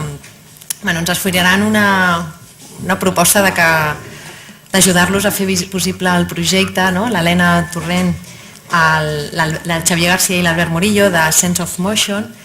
D'alguna manera crec que el col·legi com a institució ara el que hem de fer és donar suport tant a fer visible, jo crec que amb aquests 100 anys el que hem intentat és fer visible aquesta part més humana dels arquitectes. Jo crec que agrair-vos molt especialment a la família Gómez i a la Victòria que ens ajudeu a conèixer els arquitectes des d'una mirada que no tenim als llibres, sinó des d'una mirada més humana. Crec que aconseguir una bona obra d'arquitectura sempre és aquesta comunió entre un bon propietari, un bon arquitecte, i aquest clima jo crec que és molt maco, que tant els pares, vostres pares amb el Bonet Castellana van aconseguir, però crec que també la relació que teniu totes les germans amb l'equip del Jordi Roig i el Fernando Álvarez, crec que reprodueix una mica aquest bon clima i aquesta relació d'amistat molt forta que fa que un projecte surti com una peça realment especial. I d'alguna manera, jo personalment també em sento que he viscut a l'edifici Mediterrani del Bonet Castellana, per qüestions també de feina vaig estar 4 anys vivint a Uruguai quan era molt petita, amb la qual em sento una mica que el Bonet Castellana el sento molt a prop i crec que aquests 100 anys poder-los conèixer des d'una mirada com més del que el viu crec que és molt important. I bàsicament donar una mica peu a la projecció d'aquest petit teaser que ens presentaran, que de fet és un projecte que està en inici, que està per construir, que d'alguna manera el que us demanarem a tots és que intentem donar-li petita ajuda econòmica si podem, però també una ajuda a fer difusió, perquè crec que tots els actes que estem organitzant dels 100 anys en el fons és un acte reivindicatiu que el col·legi vol fer al gran valor que tenim de tota aquesta arquitectura catalana, que no hem de deixar que la crisi la faci fer invisible, i crec que és molt important el treball que esteu fent des del Prat, crec que també és molt important dir que sou un equip del Prat i que des de l'Ajuntament també està aquí present per donar-li suport, perquè aquest documental que es diu La Ricarda, la casa de vidre, que és el nom amb com coneix la casa la gent del Prat, i que crec que també és important que ajudem a donar-li una visió internacional a tota aquesta arquitectura que es fa des d'aquestes imatges, que es fa des de la recerca, d'alguna manera el Ricardo Flores està fent una tesi doctoral que crec que serà brillant i que ajudarà una mica a donar-li una visió internacional a tota aquesta arquitectura i sobretot a la faceta de Bonet Castellana a Catalunya, que realment jo crec que és bastant invisible. Vull dir que us passo la paraula i moltes gràcies. Gràcies.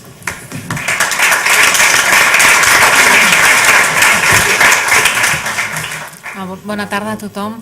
En primer lloc volem donar les gràcies al COAC per permetre que presentem aquest projecte de documental, com deia la Sandra, La Ricarda, la casa de vidre, que estem impulsant un equip de persones del Prat. La idea de fer el documental va néixer a l'estiu del 2012.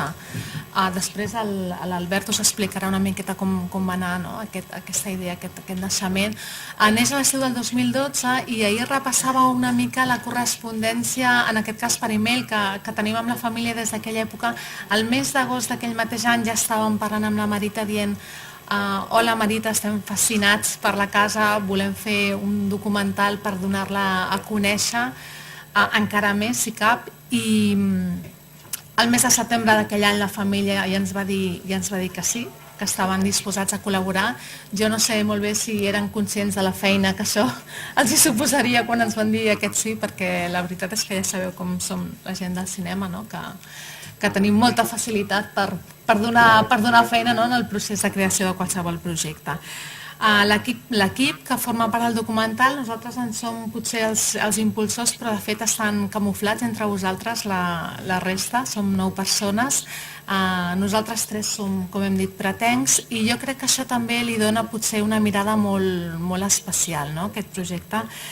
Sense anar més lluny, en el meu cas, per exemple, la primera persona que em va parlar de la Ricarda va ser el meu avi patern, que havia treballat com a paleta a la casa. Llavors ell va morir aquest any i fins als últims anys de la seva vida ell em parlava de la casa, em parlava del que havia fet i em parlava de la vostra mare, amb la qual cosa hi ha aquest component més emocional i més proper que tenim amb la casa.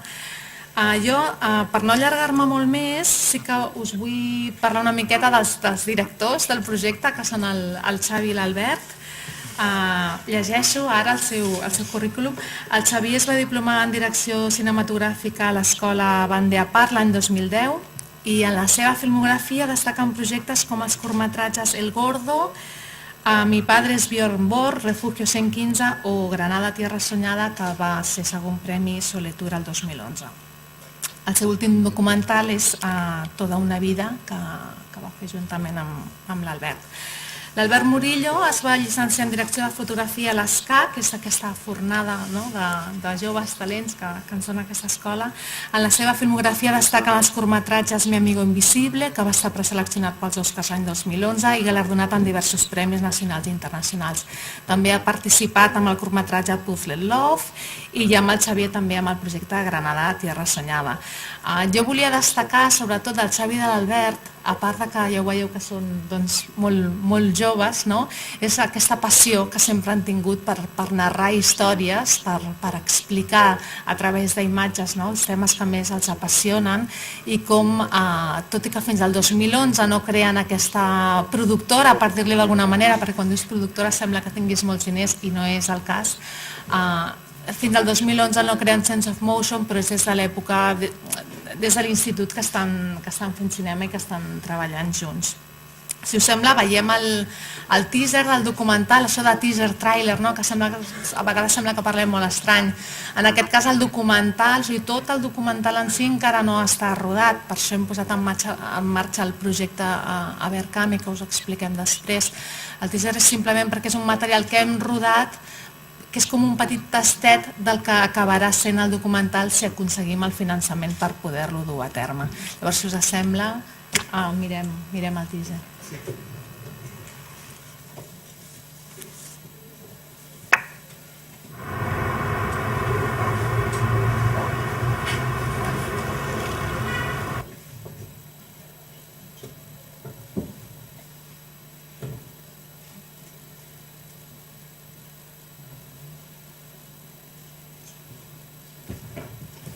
Perdoneu un moment.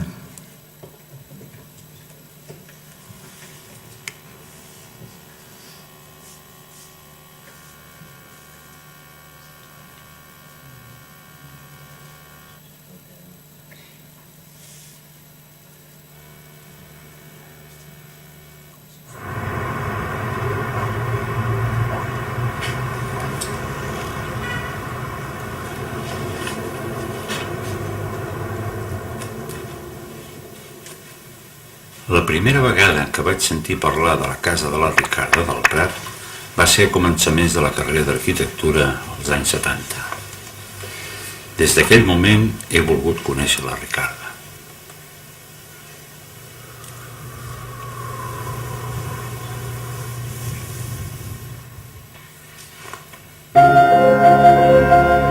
Es van ajuntar el racionalisme de l'arquitecte Antoni Bonet amb la racionalitat dels seus propietaris, Ricardo Gomis, que era enginyer, i la seva dona, Inés Bertran.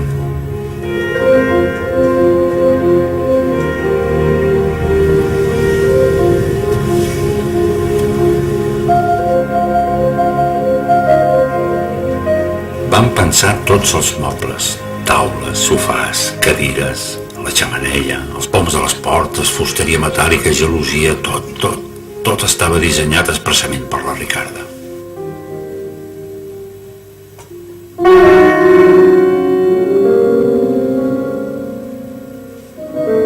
Un dels aspectes més interessants de la casa és la relació interior-exterior, el contacte amb la natura que l'envolta.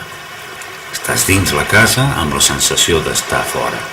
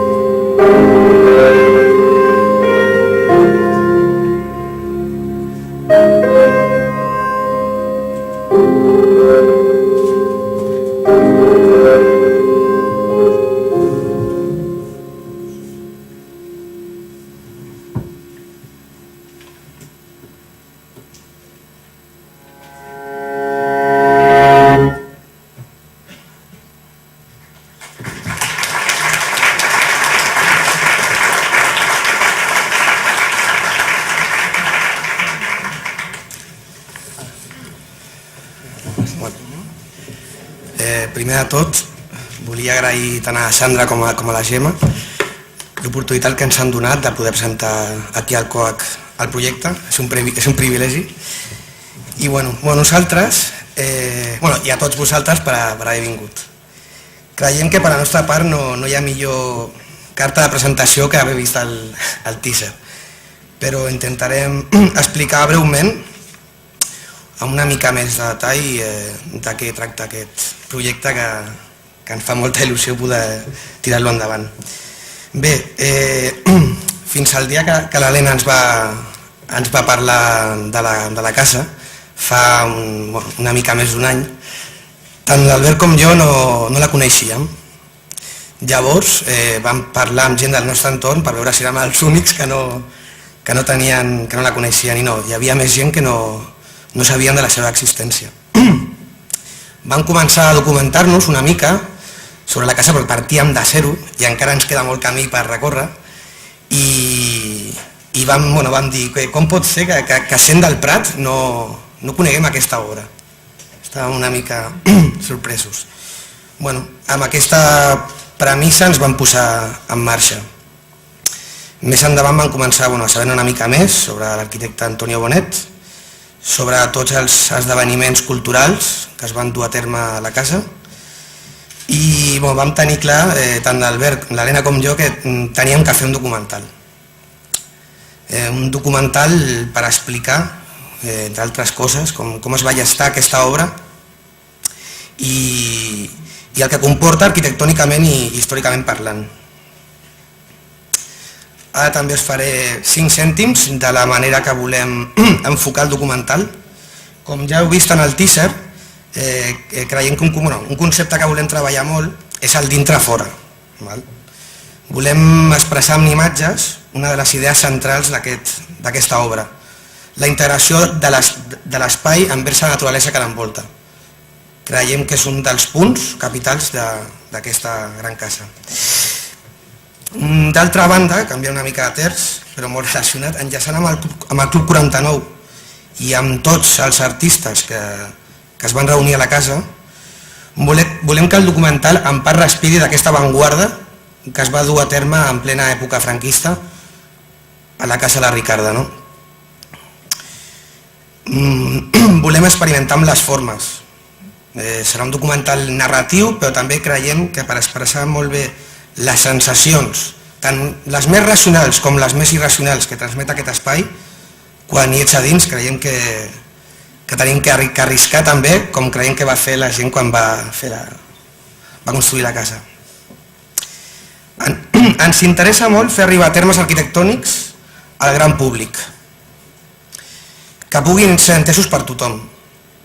Intentarem treure aquestes barreres que normalment, no dic que tots, però quan veus algun documental estàs una mica fora. Volem que arribi a la gent i que sigui entès per tothom. Volem fer sentir a l'espectador què es sent quan passeges per la casa i per què l'obra és tan especial.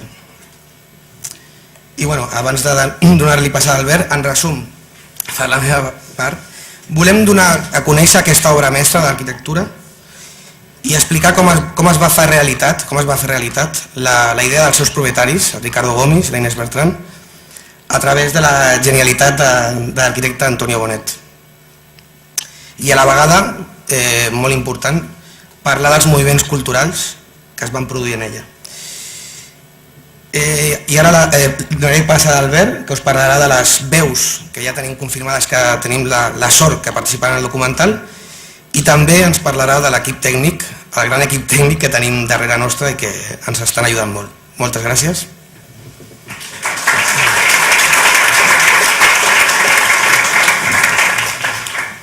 Bona tarda.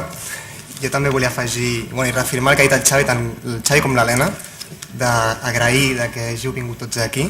El Xavi ha dit que una de les nostres premisses, el no conèixer la casa i donar-nos compte que no es coneixia, era fer arribar a la casa a la gent, no només en el món de l'arquitectura, sinó en general, perquè creiem que és patrimoni, i veient que ha vingut molta gent i tal, doncs estem molt contents. Començarem la meva explicació. Volem que sigui un viatge, el documental, un viatge que transcorre per la història de la casa, i començant per la figura de l'Antoni Bonet i a través del testimoni de la Victòria, passant per les vivències de la família Gomis i acabant a la casa a l'actualitat.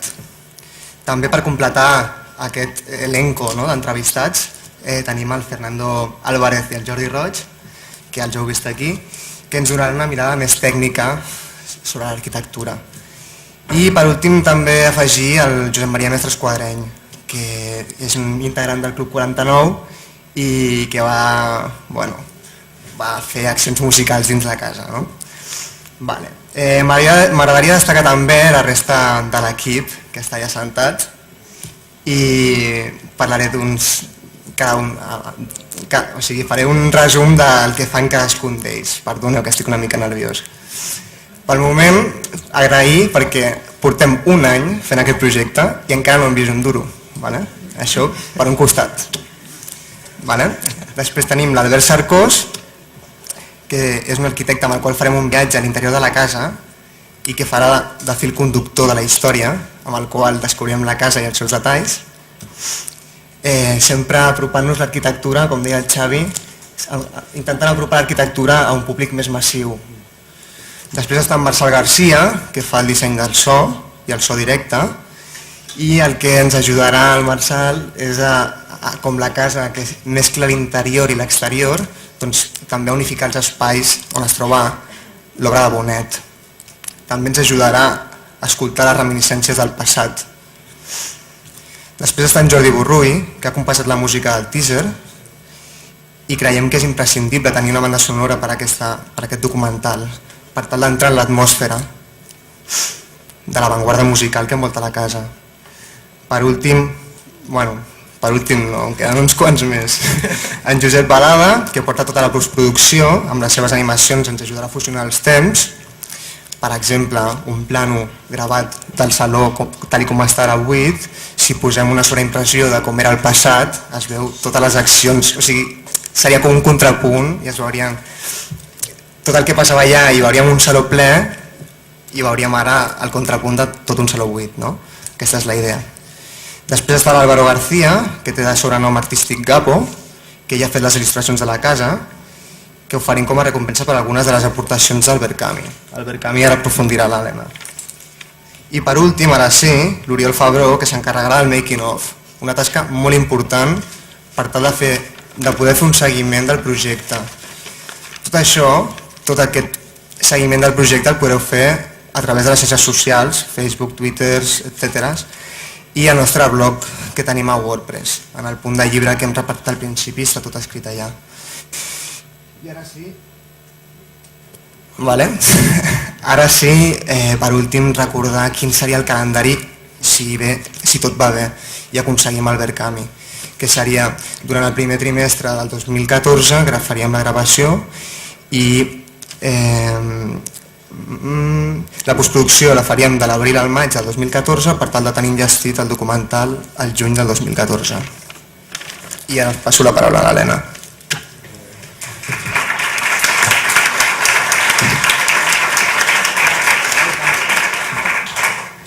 L'Albert em passa la paraula perquè vol que expliqui jo el tema del Barcami, que això de demanar diners sempre és com més... Perquè és un marrón. És més lleig, no? Llavors sempre ens toca a la gent de producció fer aquesta part més lletja dels projectes. Suposo que molts de vosaltres ja sabeu el que és Barcami, ho explicaré molt breument. Sabeu que avui en dia per tirar endavant qualsevol projecte cultural està molt magre, perquè a nivell d'administracions el suport econòmic és zero directament. Llavors el que ens vam proposar va ser fer-ho mitjançant una plataforma de micromecenatge. N'hi ha moltes, en aquest cas vam decidir escollir-ne una d'aquí, catalana, És una plataforma que es diu Barcami, que el funcionament és molt senzill. Tu entres dins de la seva pàgina web, et dones d'alta com a usuari, busques el projecte i si et convenç, perquè més tens molt poc espai per explicar-ho, si et convenç la proposta que t'estan fent i et convencen les recompenses que pots tindre per participar-hi, doncs entres i fas la teva aportació econòmica. En aquest cas, les aportacions que nosaltres hem plantejat són a partir de 20 euros, de manera que tothom, o pràcticament tothom que li vingui de gust pugui participar-hi. Llavors, com que les adreces d'internet sempre són bastant horribles de recordar, hem fet aquests punts de llibre que comentava ara l'Albert, que teniu a la taula que hi ha tocant a l'escala, en el qual la il·lustració és d'aquest col·laborador, d'Agapo. Aquí teniu l'adreça del Barcami, l'adreça de les xarxes socials i vosaltres mateix entreu, doneu-li una ullada, valoreu i evidentment nosaltres estarem encantats i molt agraïts si decidiu col·laborar. Moltes gràcies.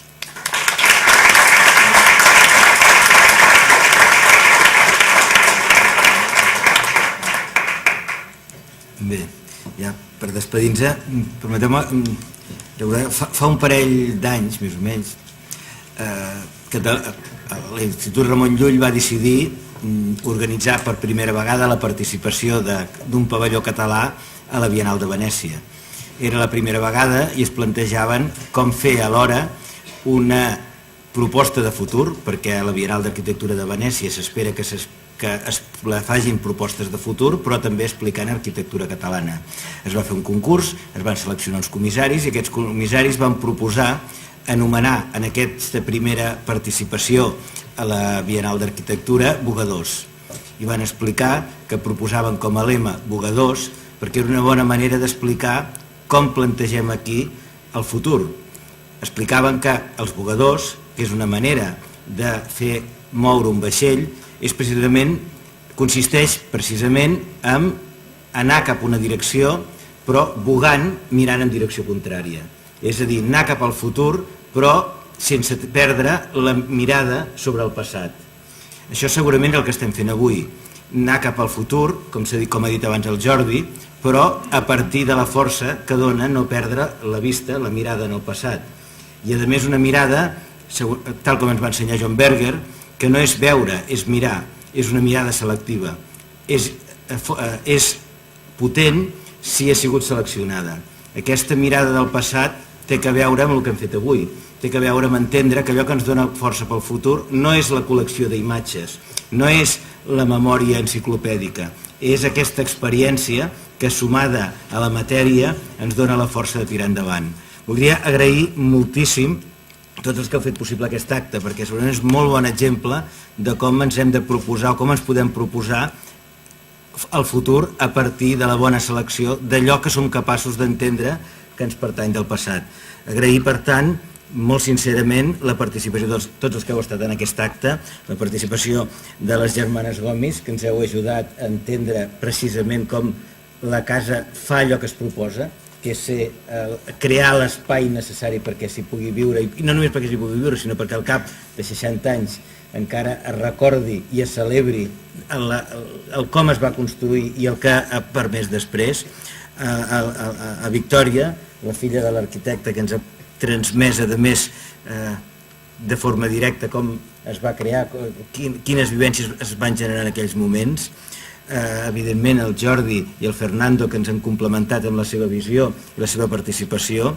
També aquesta prolongació cap al futur que ens han proposat Sense in Motion des del propi Prat cap a l'exterior, cap al món i cap al futur, i acabar agraint els que normalment no agraïm, els que s'han imaginat això i ho han fet possible, a la Gemma Moles, el gran, anava a dir guardià, la persona que ens permet treure el profit que se l'està traient en l'arxiu, Andreu Carrascal, i a Sandra Bestraten, que és la que ha quallat la maionesa perquè avui tinguéssim l'oportunitat de disfrutar com hem disfrutat. Moltíssimes gràcies a tots per estar aquí. Bona nit.